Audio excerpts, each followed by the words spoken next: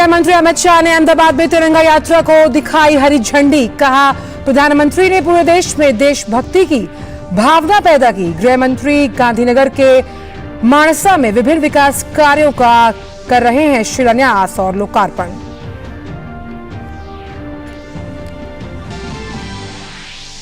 विदेश मंत्री doctor S Jaishankar ने कहा, आतंकवाद को किसी भी रूप में बर्दाश्त न करना अब भारत की विदेश नीति का है केंद्र बिंदु।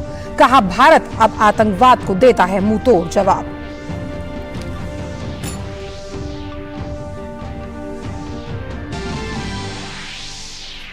भारत और चीन के बीच सोमवार को होगी कोर कमांडर स्तर की वार्ता। दोनों देशों के बीच होगी 19वें दौर की बातचीत। चुशुल मोल्जो में होगा दोनों देशों के कोर कमांडर्स का संवाद।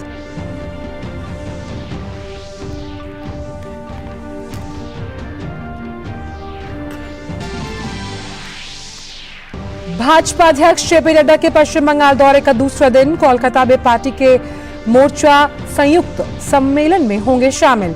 पंचायती राज सम्मेलन के समापन समारोह में लेंगे भाग।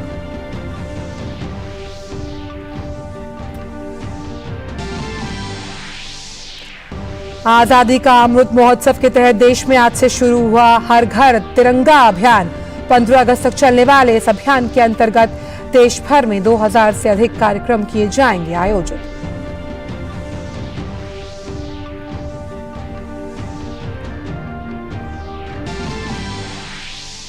खेल की खबरों में भारत ने चौथी बार एशियन चैंपियंस ट्रॉफी का खिताब अपने नाम किया।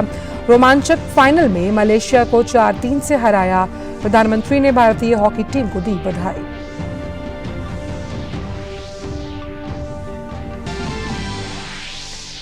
और भारत ने चौथे टी20 मुकाबले में वेस्टइंडीज को 9 विकेट से हराकर सीरीज 2-2 से बराबर की। शुभमन गिल और यशस्वी जायसवाल ने खेली अटचट पारियां। दोनों टीमों के बीच आज खेला जाएगा निर्णायक मुकाबला।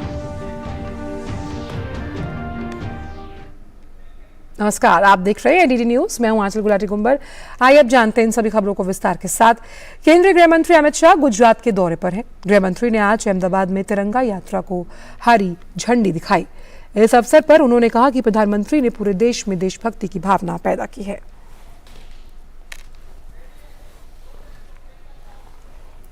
ने ये जो अभियान चलाया था, देश के हर बच्चे हर युवा के मन में देशभक्ति का ज्वार खड़ा करने का, मैं देख रहा हूं मेरे सामने हजारों लोग तिरंगा लेकर खड़े हैं। वो अभियान को मैं सफल होते हुए देख रहा हूं।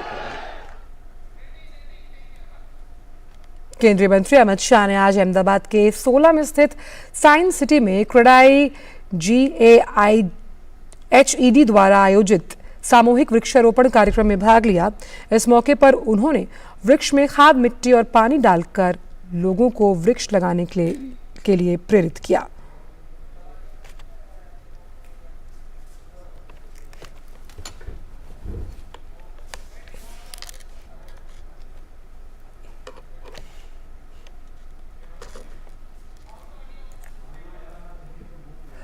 विदेश मंत्री डॉक्टर एस जयशंकर ने कहा कि आतंकवाद को किसी भी रूप में बर्दाश्त न करना भारत की विदेश नीति का केंद्र बिंदु है।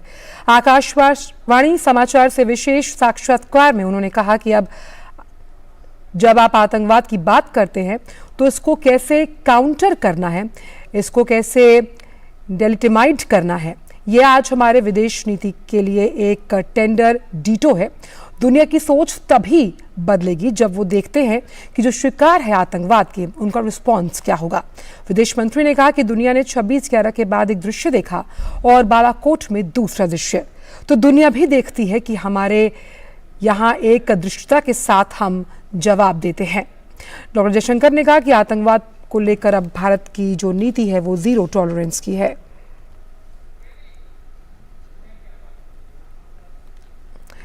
भारत और चीन के बीच सोमवार को कोर कमांडर स्तर की वार्ता होगी। दोनों देशों के बीच कोर कमांडर स्तर की वार्ता का ये 19वां दौर होगा।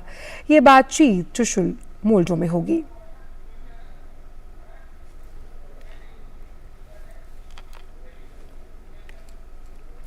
प्रधानमंत्री नरेंद्र मोदी के आह्वान के बाद हर घर तिरंगा अभियान आंदोलन बन चुका है। प्रधानमंत्री ने अपने ट्विटर हैंडल की डीपी तिरंगा लगाते हुए सभी से अपने सोशल मीडिया अकाउंट की डीपी में तिरंगा लगाने की अपील की है। प्रधानमंत्री ने ट्वीट किया, हर घर तिरंगा आंदोलन के जज्बे के साथ आइए हम अपने सोशल मीडिया खातों की डीपी बदलें और इस अनूठे प्रयास को समर्थन दें जो हमारे प्यारे देश और हमारे बीच के बंधन को गहरा करेगा।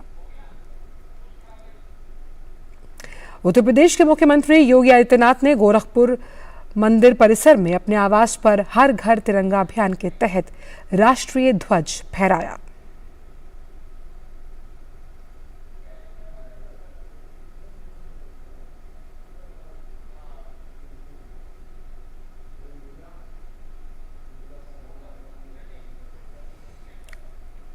जम्मू कश्मीर के उपराज्यपाल मनोज सिन्हा ने आज श्रीनगर में तिरंगा रैली को हरी झंडी दिखाई। बड़ी संख्या में लोगों ने इस रैली में हिस्सा लिया। वंदे मातरम के नारों के साथ रैली की शुरुआत हुई।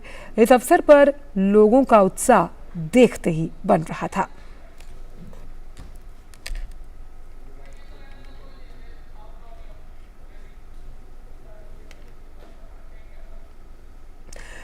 जम्मू कश्मीर के उपराज्यपाल मनोज सिन्हा के कार्यक्रम और कार्यालय ने अपने ट्विटर हैंडल पर एक केंद्र शासित प्रदेश में हर घर तिरंगा अभियान से जुड़ा एक वीडियो शेयर करते हुए लिखा, आज पूरा जम्मू कश्मीर तिरंगा यात्रा में हिस्सा ले रहा है। तिरंगा आसमान में ऊंचा लहरा रहा है। सड़कों पर उत्साह है। पूरे यूटी में पुरुषों, महिलाओं, युवाओं और वरिष्ठ नागरिकों की भागीदारी देश के लिए एक प्रेरणा है।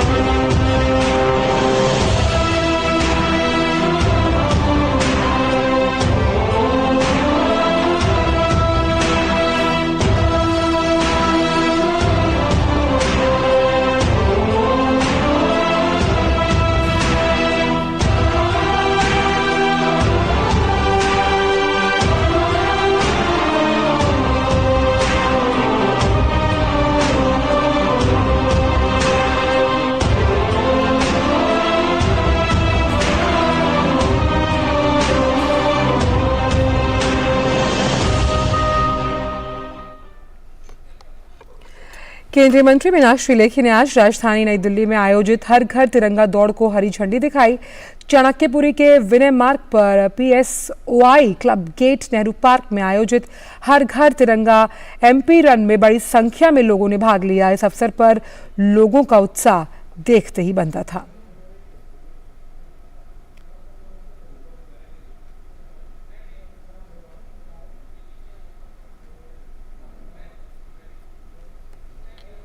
भाजपा सांसद राज्यवर्धन सिंह राठौड़ ने जयपुर में तिरंगा बाइक रैली का नेतृत्व किया। जवानों के साथ साथ भारी संख्या में युवाओं ने तिरंगा बाइक रैली में भाग लिया।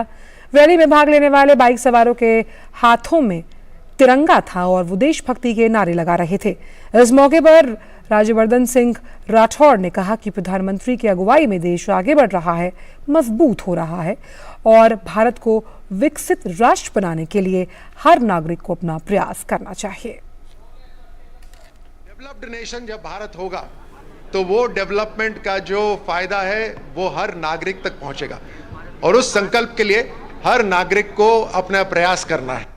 डेवलप्ड नेशन जब भारत होगा तो वो डेवलपमेंट का जो फायदा है वो हर नागरिक तक पहुंचेगा और उस संकल्प के लिए हर नागरिक को अपना प्रयास करना है। डेवलप्ड नेशन जब ग्रेटर नोएडा में स्थित नगला शरीफ गांव के सरकारी स्कूल के बच्चों ने हर घर तिरंगा अभियान में हिस्सा लिया। ये देखते हैं। तो बच्चे भी बढ़ चढ़कर शामिल हो रहे हैं हर घर तिरंगा अभियान को आगे बढ़ाने में।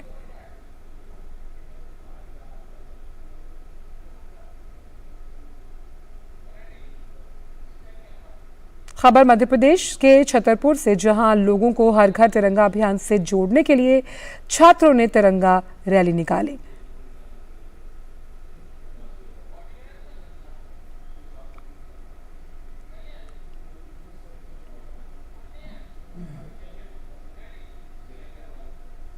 15 अगस्त को नई दिल्ली में होने वाले आज़ादी के जश्न में शामिल होने का बुलावा मिलने पर स्वास्थ्यकर्मी और नर्सिंग अधिकारियों में जबरदस्त उत्साह है। स्वतंत्रता दिवस समारोह में बुलाए जाने वाले स्वास्थ्य कर्मियों ने प्रधानमंत्री का आभार जताया। दिल्ली में पिछले 22 वर्षों से काम कर रही public health nursing officer Chandrakanta Lakhera ने प्रधानमंत्री द्वारा लाल किले पर होने वाले आज़ादी के 77वें स्वतंत्रता दिवस समारोह में बुलाने को अपना सौभाग्य बताया है। मैं श्रीमती चंद्रकांता लखेरा स्वास्थ्य विभाग दिल्ली सरकार में पब्लिक हेल्थ नर्सिंग ऑफिसर के पद के रूप में पिछले 22 वर्षों से कार्यरत हूँ। इस स्वतंत्रता दिवस पर सरकार द्वारा आमंत्रण मिलने पर मुझे और मेरे परिवार को बहुत खुशी और गर्वान्वित महसूस हो रहा है। इसके लिए मैं तहे दिल से शुक्रिया अदा करना चाहती हूँ और सभी देशवासियों को स्वतंत्रता दिवस की बहुत बहुत शुभकामनाएं देना चाहती हूँ। नई दिल्ली के राम मनोहर लोहिया अस्पताल की सीनियर नर्सिंग ऑफिसर निधि बेला जश्न आज़ादी के कार्यक्रम की साक्षी बनने को लेकर काफ़ी उत्साहित हैं। उन्होंने कहा कि पहली बार वो पति संग स्वतंत्रता दिवस समारोह देख पाएगी। मेरा नाम निधि बेला है। मैं सीनियर नर्सिंग ऑफिसर के पद पर काम करती हूँ डॉक्टर राम मनोहर लोहिया अस्पताल में। मुझे और मेरे पति संजीव सिंह को इस बार के स्वतंत्रता दिवस के समारोह में आमंत्रित किया गया है। ये हमारे लिए बहुत सौभाग्य की बात है और हम इसके लिए हमारे प्रधानमंत्री श्री नरेंद्र मोदी जी और सरकार का धन्यवाद करते हैं। नई दिल्ली के सफदरजंग अस्पताल के नर्सिंग ऑफिसर गंगाधर डार को भी स्वतंत्रता दिवस समारोह में बुलाया गया। वो इस बुलावे को लेकर काफी उत्साहित है। मेरा नाम गंगाधर डारा है। मैं सफदरजंग हॉस्पिटल न्यू दिल्ली में नर्सिंग ऑफिसर की पोस्ट पे पिछले 4 साल से कार्यरत हूँ। जो इस बार 15 अगस्त पे लाल किले पे कार्यक्रम होने जा रहा है उसमें मेरे को उन नर्सेज में शामिल किया गया है जिसको एज ए स्पेशल इनवाइटी इसके अंदर आमंत्रित किया गया है। आज़ादी के अमृत महोत्सव के अंतर्गत वाराणसी में बनारस रेल कारखाना द्वारा 3 दिवसीय चित्र प्रदर्शनी का आयोजन किया गया। इस प्रदर्शनी में आज़ादी के बाद के बनारस रेल इंजन कारखाना की झलकियां चित्रों के माध्यम से प्रस्तुत की गई। इसमें बरेका उत्पादित जो इंजन्स हैं उनके मॉडल्स भी रखे गए। देखिए ये रिपोर्ट। आज़ादी का अमृत महोत्सव पूरा देश मना रहा है। बरेका बनारस रेल इंजन कारखाना जिसने एक फ़ोटो प्रदर्शनी का आयोजन किया है और इस फ़ोटो प्रदर्शनी में तरह तरह की फ़ोटो लगी हैं जिनमें कई जो फंक्शन हैं जिनमें प्रधानमंत्री तक शामिल हैं। लाल बहादुर शास्त्री जी जो दूसरे प्रधानमंत्री थे देश के, उनका भी फ़ोटो लगा हुआ है और जितने रेल इंजन बनते हैं उन सब के भी फ़ोटो लगे हैं। कुछ विशेष इस तरह भी हैं जो विदेशों में भेजे जाते हैं उनके भी फ़ोटो लगे हैं उन इंजनों के। और यहाँ पे बच्चे फ़ोटो प्रदर्शनी देखने आ रहे हैं। एक बच्ची है जो देखने आई है। ने क्या देखा इसमें फ़ोटो प्रदर्शनी? यहाँ पे जो इंजन का है तो मेरे को बहुत अच्छा लगा देखने पे बरेका का, और जो बहुत से इंजन जो है विदेश में भी जाके वहाँ पे वो चलते हैं। यहाँ पे से दिखाया गया कि ऐसे प्रधानमंत्री जैसे झंडा दिखा रहे हैं और इंजन की कुछ यहाँ पे फ़ोटोज़ में पार्ट्स दिखाया गया। वहाँ पे कुछ ओल्ड फ़ोटोज़ भी हैं जिसमें दिखाया गया कि ऐसे ऐसे कुछ पार्ट्स हैं उसमें, और ये कुछ लोग हैं जो कैसे कुछ कर रहे हैं। क्या क्या देखने को मिला, क्या सीखने को मिल रहा है यहाँ फोटो को? इसमें इंजन यहाँ पर है और लोको पायलट है, और यहाँ पर 2019 से लेकर 2021 तक का जो ट्रेन है उन सब का फ़ोटो है। यहाँ पे मैंने अलग अलग मॉडल के इंजन देखे और यहाँ पे अंकल लोग काम करते हुए दिखे हैं और यहाँ पे प्राइम मिनिस्टर झंडा दिखाए हैं। इस फोटो प्रदर्शनी में छोटे छोटे नौनिहाल अपने अपने अंदाज में इंजन के मॉडल फ़ोटो देख रहे हैं और अपनी तरह से व्याख्या भी कर रहे हैं। अपनी तरह से अपनी समझ को उस लेवल तक ले जा रहे हैं, समझ पा रहे हैं अमृत महोत्सव के इस फोटो प्रदर्शनी के उद्देश्य को। और पूरा होता भी दिखाई दे रहा है क्योंकि वो बरेका द्वारा बनाए गए इंजनों के बारे में देख रहे हैं, प्रधानमंत्री द्वारा दिए गए योगदान को देख रहे हैं। और यही तो चाहिए इस फोटो प्रदर्शनी के माध्यम से कि बच्चे जो हमारे नौनिहाल हैं, देश के भविष्य हैं, वो जान सकें कि हमारा देश किस तरह से प्रगति कर रहा है। Doctor Harkesh Bahadur Singh Gautam, DD news, Bareka, Varanasi. आज़ादी का अमृत महोत्सव के तहत प्रधानमंत्री के आह्वान पर वीर शहीदों और स्वतंत्रता सेनानियों को याद करता मेरी माटी मेरा देश अभियान पूरे देश के कोने कोने में जन आंदोलन की तरह मनाया जा रहा है। उत्तर प्रदेश के बदायूं शहर में मेरी माटी मेरा देश और हर घर तिरंगा 2023 अभियान के अंतर्गत अमृत कलश यात्रा हर्षोल्लास और बैंड बाजे के साथ बदायूं क्लब बदायूं से प्रारंभ होकर लाबेला चौक और महाराणा प्रताप चौक होते हुए कलेक्ट्रेट स्थित शहीद स्थल पर समाप्त हुई। शहीद स्थल पर वीरों को नमन करते हुए मेरी माटी मेरा देश हर घर तिरंगा के अंतर्गत अमृतकाल के पंचप्रण विकसित भारत का लक्ष्य, गुलामी के हर अंश से मुक्ति, अपनी विरासत पर गर्व, एकता और एकजुटता, नागरिकों में कर्तव्य की भावना की शपथ दिलाई गई। शहीद स्थल परिसर में जन प्रतिनिधियों द्वारा वृक्षारोपण भी किया गया।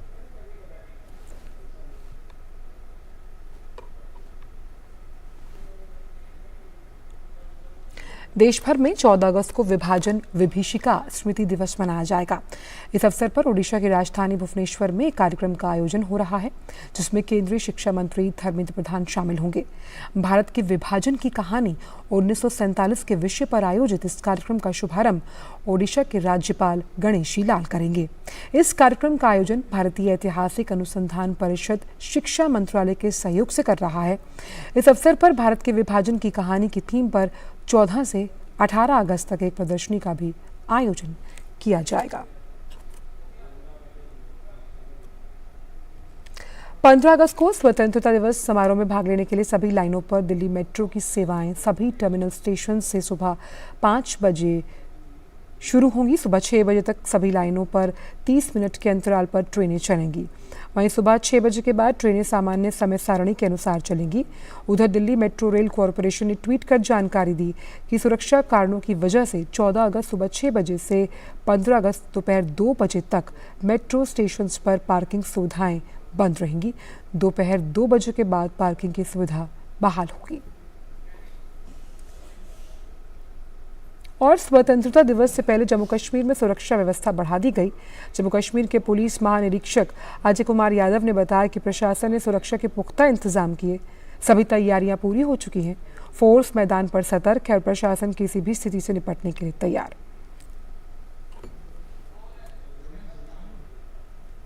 15 अगस्त के लिए हमारी सारी प्रिपरेशंस जो होनी चाहिए वो बिल्कुल पूरी है।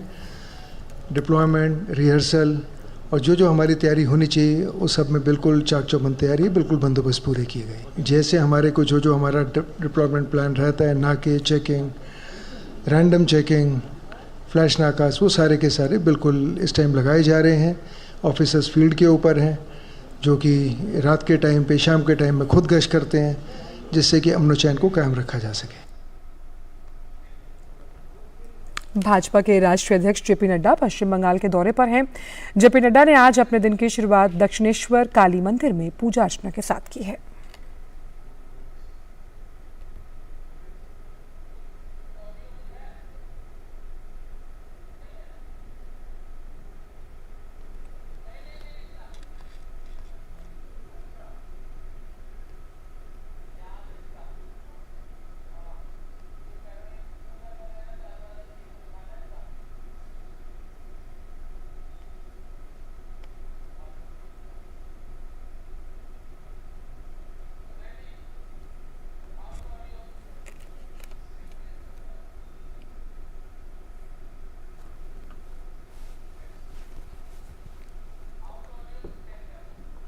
देश के कई हिस्सों में अभी भी झमाझम मानसूनी बारिश का सिलसिला जारी है। हालांकि कई इलाकों में इसकी तीव्रता में कमी आई। मौसम विभाग ने आज उत्तराखंड में बारिश का पूर्वानुमान जताया। मौसम विभाग ने कहा कि उत्तराखंड में आज और कल अत्यधिक तेज वर्षा होने की संभावना है। हिमाचल प्रदेश, पंजाब, हरियाणा, उत्तर पश्चिमी उत्तर प्रदेश और पूर्वी उत्तर प्रदेश में भी दोनों दिन बहुत तेज बारिश की आशंका जताई गई। पश्चिम बंगाल और सिक्किम में भी बहुत तेज वर्षा होने का अनुमान जताया है।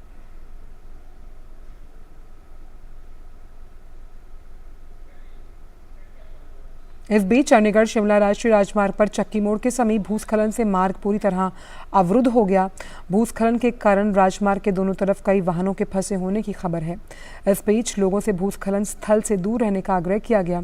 बता दें कि 24 जून से हिमाचल प्रदेश में मानसून की शुरुआत हुई थी। इसके बाद यहां से बारिश से काफ़ी नुकसान हुआ। रुख अंतर्राष्ट्रीय खबरों का। अमेरिका में हवाई राज्य में माउई द्वीप में लगी जंगल की भयावह आग में मरने वालों की संख्या बढ़कर 89 हो गई। जानकारी के मुताबिक अब तक कई लोग लापता, तलाश अभी जारी है। अधिकारियों के अनुसार मरने वालों की संख्या में बढ़ोतरी हो सकती है। बचाव दल नुकसान की जांच कर रहे हैं और इस घटना को राज्य की अब तक की सबसे बड़ी प्राकृतिक आपदा माना जा रहा है। आग में कई इमारतें जलकर नष्ट हुई हैं।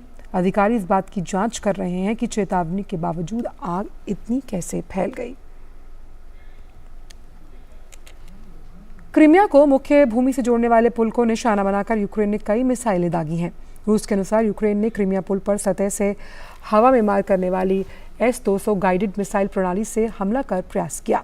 हालांकि रूसी वायु रक्षा प्रणाली ने इसका पता लगाकर हमले को नाकाम किया है। रूस द्वारा नियुक्त क्रीमिया के प्रमुख सर्गेई अक्स्योनोव के टेलीग्राम पर एक पोस्ट से ये जानकारी मिली है कि आज 2 यूक्रेनी मिसाइलों को मार गिराया गया। अक्स्योनोव ने कहा कि पुल को कोई नुकसान नहीं हुआ। इससे पहले रूसी रक्षा मंत्रालय ने शनिवार को ये भी बताया कि क्रीमिया को निशाना बनाकर किए गए 20 यूक्रेनी ड्रोन के हमलों को नाकाम कर दिया गया। मंत्रालय ने बताया कि यूक्रेन के इस हमले में 20 से 14 ड्रोन्स को मार गिराया गया है, जबकि बाकी बचे 6 को जब्त कर लिया गया। हमलों के प्रयास के बाद रूसी विदेश मंत्रालय ने इसे आतंकवादी हमला करार दिया। रूसी विदेश मंत्रालय ने कहा कि इन हमलों ने निर्दोष नागरिकों की जान को जोखिम में डाला और हम जवाबी कार्रवाई जरूर करेंगे। बात बिहार के गया जिले की, जहां जैविक कृषि में लगी महिलाएं किसान जो हैं वो श्रीविधि की प्राचीन प्रथा के बारे में जागरूकता फैलाने के लिए एक नया तरीका खोज चुकी हैं। वे दिन के लिए एक विशेष गांव चुनते हैं, एक पेड़ के नीचे एक जगह पाते हैं जो उन्हें धूप और छाया प्रदान करती है और ये पर्याप्त है लोगों को इकट्ठा करने के लिए। और फिर श्रीविधि के लाभों के बारे में गीत गाना आरंभ होता है। देखिए ये अनूठी रिपोर्ट। गंगा बहाएंगे हम, बदलेंगे जमाना। खेतों में गुनगुनाती, गीत गाती ये महिलाएं विकास की एक नई इबारत लिख रही हैं। जी हाँ, ये महिलाएं हैं गया जिले के शेरघाटी प्रखंड के नगनुपा ग्राम की, जो श्रीविधि से खेती करके न केवल अपनी आय में कई गुना का इजाफा कर रही हैं, बल्कि प्रकृति का संरक्षण भी कर रही हैं। दरअसल श्रीविधि खेती करने का एक ऐसा तरीका है जिसमें कम लागत और कम पानी की जरूरत पड़ती है और उत्पादन अच्छा खासा होता है। इसमें जैविक खाद का प्रयोग होता है। गोमूत्र और गोबर से खेती की जाती है। यहाँ प्रति इकाई क्षेत्रफल उत्पादकता बढ़ती है।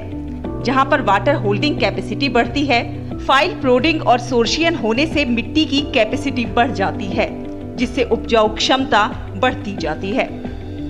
श्रीविधि जो तरीका है खेती करने का, इसमें लागत कम लगता है और उत्पादन अधिक होता है।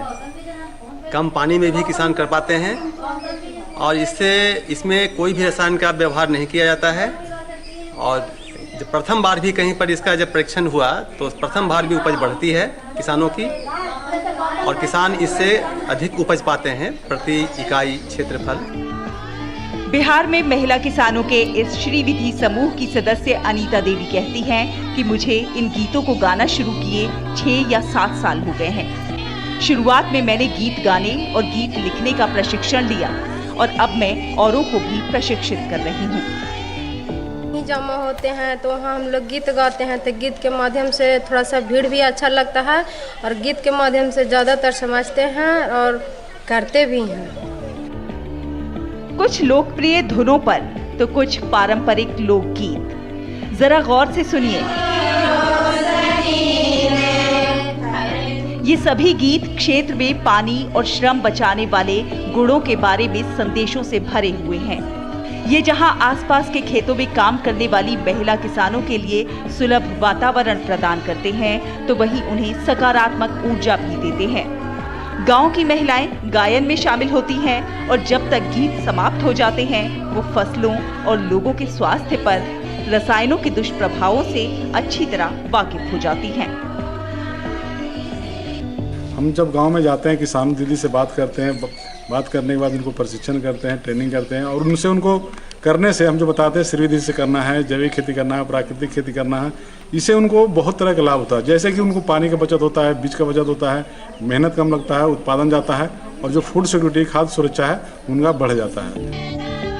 गरीब किसान के लिए श्री विधि वरदान साबित हो रही है और यही कारण है कि गीत के माध्यम से लोगों को जागरूक करना और उत्पादन बढ़ाने में श्री विधि से खेती करने के लिए जोर दिया जा रहा है। गुड न्यूज जज्बा इंडिया के लिए बिहार के गया से प्रेम प्रकाश सिंह की रिपोर्ट, डीडी न्यूज। रुख खेल जगत की खबरों का। भारत ने एशियन चैंपियंस ट्रॉफी का खिताब जीत लिया। टीम ने फाइनल मुकाबले में मलेशिया की टीम को 4-3 से हरा दिया। भारत ने चौथी बार खिताब अपने नाम किया। भारत की ओर से पहला गोल खेल के पहले क्वार्टर में गुरजंट सिंह ने किया, जो पेनल्टी कॉर्नर के माध्यम से आया। हालांकि पहले क्वार्टर के खत्म होने से ठीक पहले मलेशिया ने बराबरी का गोल दागकर स्कोर लाइन को 1-1 की बराबरी पर ला दिया। लेकिन दूसरे क्वार्टर में मलेशिया ने पेनल्टी कॉर्नर के जरिए गोल कर 2-1 की बढ़त बना ली। मलेशिया ने दूसरे क्वार्टर के खत्म होने से पहले एक और गोल किया और स्कोर लाइन को 3-1 कर दिया था। फिर भी जीत भारत की हुई।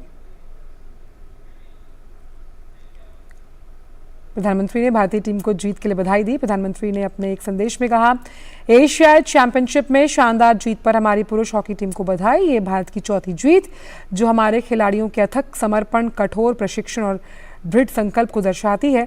उनके असाधारण प्रदर्शन ने पूरे देश में गर्व की भावना जगाई। हमारे खिलाड़ियों को उनके भविष्य के प्रयासों के लिए शुभकामनाएं। भारत और वेस्टइंडीज के बीच खेले जा रहे 5 मैचों की T20 सीरीज का चौथा मुकाबला भारत के नाम रहा। कल खेले गए इस मैच को भारत ने 9 विकेट से अपने नाम कर लिया। इस जीत के साथ ही टीम इंडिया ने 5 मैच की सीरीज में 2-2 की बराबरी कर ली। वेस्टइंडीज ने टॉस जीतकर पहले बल्लेबाजी करते हुए निर्धारित 20 ओवर में 8 विकेट के नुकसान पर 178 रन बनाए। जवाब में भारत ने 1 विकेट खोकर लक्ष्य को हासिल किया। भारतीय सलामी बल्लेबाजों ने पहले विकेट के लिए 165 रन की साझेदारी निभाई। भारत की ओर से यशस्वी जायसवाल ने नाबाद 84 रन की पारी खेली, जबकि शुभमन गिल ने 77 रन बनाए और वो फिर आउट हुए। सीरीज का 5वां और अंतिम मुकाबला आज फ्लोरिडा में खेला जाएगा। फिलहाल समाचारों में इतना ही। दीजिए इजाजत। नमस्कार।